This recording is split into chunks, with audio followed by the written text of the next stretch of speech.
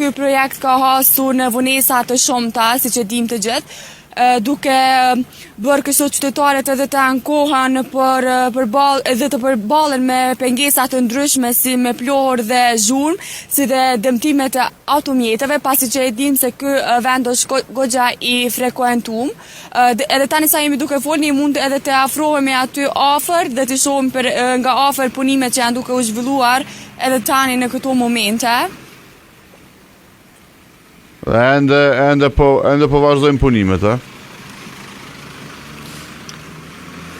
Interesante, në fakt, ajo çfarë duhet të konstatojmë natyrisht është viti i kaluar ka qenë viti më intensiv i punimeve në këtë rrugë.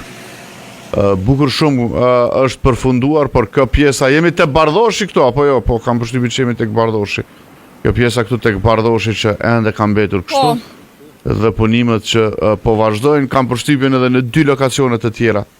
Ende nuk kanë përfunduar punët. Vërtet miq, kishte filluar në vitin 2016. Edhe nuk ka arritur asnjë qeveri që ta përfundoj.